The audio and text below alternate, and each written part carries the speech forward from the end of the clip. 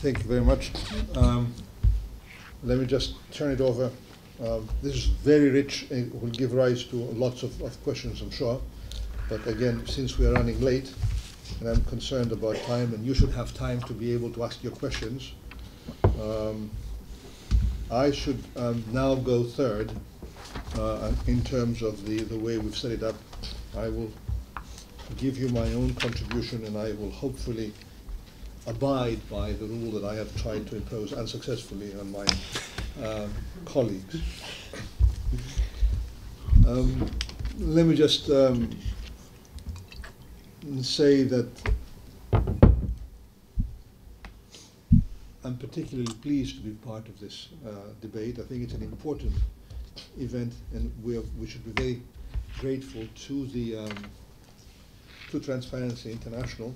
I should correct myself incidentally. I inadvertently omitted to mention that the event is co-organized by Transparency and the Irish Society for European Lawyers. Therefore, I now stand corrected and do that. But I'm particularly pleased to be able to take part in that event. And I've been involved in a number of events that are trying to deal with issues of transparency. I organized an event with Transparency last year, also in Brussels, to mark the International Right to Know Day. So this is part and parcel of what the Ombudsman tries to do, which is to promote transparency. Whenever I'm called upon to speak on the subject of transparency, I'm also reminded of the scene in Yes, Prime Minister, when Sir Humphrey is having lunch with Sir Arnold, his predecessor as Cabinet Secretary. Sir Humphrey asks him how the Freedom of Information campaign is going, and Sir Arnold replies, "I'm sorry, I can't talk about that." I'm, on the other hand, not shy when it comes to talking about transparency myself. This evening what I'll do is I'll try and ask to speak on three topics. First, the possibility of complaining to the Ombudsman, particularly on transparency issues, and how this compares with bringing cases before the courts. Second, the Ombudsman's experience with the implementation of the EU rules on public access to documents, that is Regulation 1049 that everyone's been talking about. And lastly, I'll share with you some thoughts concerning the ongoing revision of the regulation that Mr. Maes in fact talked about. The Maastricht Treaty, which was the first treaty to mention, as Mr. Driessen said earlier, to mention transparency, also established the European Ombudsman as part of the citizenship of the Union. Promoting transparency became a focal point for the Ombudsman from the very start.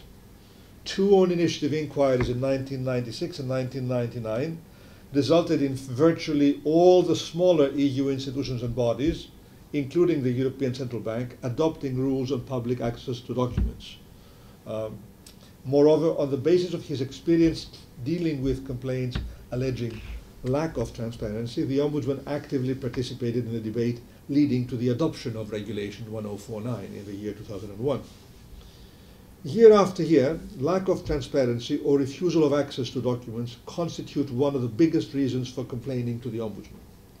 The main issues raised in this complaint are three: excessive delay in dealing with applications, the interpretation of the exceptions to access, the tendency to read them expansively rather than restrictively, and the requirement that each institution should have a public register of documents to facilitate the exercise of the right to access.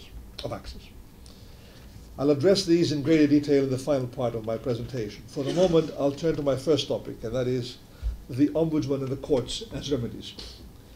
Applicants who are denied access to a document under Regulation 1049, as Mr. Maes has said, can either go to the court, meaning the General Court, the former Court of First Instance, or to the European Ombudsman. The right to a judicial remedy, I note, is a fundamental guarantee of the rule of law. The obvious advantage of going to court is that the court's decision is legally binding on an institution. As regards public access to documents, this means that the EU courts can annul a decision refusing public access to documents, thereby obliging the institution holding the documents to review the request for public access. The Ombudsman's role is complementary to that of the courts. It provides an alternative remedy that that applicants may use if they consider it appropriate in their case. During 2010, we completed inquiries in 22 complaints concerning the application of Regulation 1049, 14 of which concerned the European Commission. I do say parenthetically, I wish to say that the large numbers that can relate to the Commission should not be interpreted as implying that the Commission is the exemplar of maladministration in the Union, but rather that the Commission is the largest institution in the Union with which most citizens have contact with, and therefore it is inevitable that it be the Commission that in fact is the recipient of most complaints, and I want to clarify that point. One main advantage of the non-judicial remedy which the Ombudsman represents is the fact that he inquires into whether or not there has been maladministration. European institutions, bodies, offices and agencies must respect the rule of law. It follows that if they act unlawfully, this constitutes maladministration by definition. However, and this is an important point, principles of good administration require more of the institutions than merely avoiding unlawful behavior. Let me illustrate this point by way of an example. Regulation 1049 is primarily about dealing with requests for public access to documents. It is therefore essentially reactive rather than proactive in nature.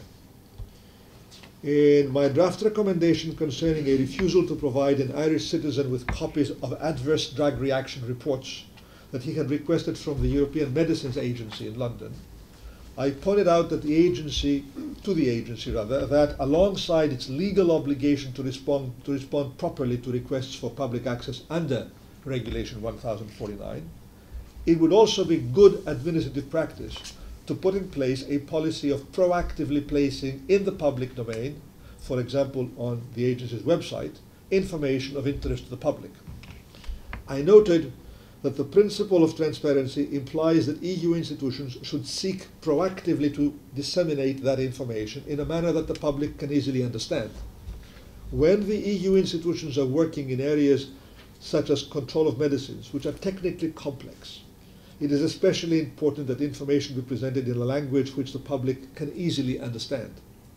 Proactive efforts by the EU institutions to provide information will therefore normally involve the preparation and publication of new, in other words, additional material, as well as providing access to existing documents.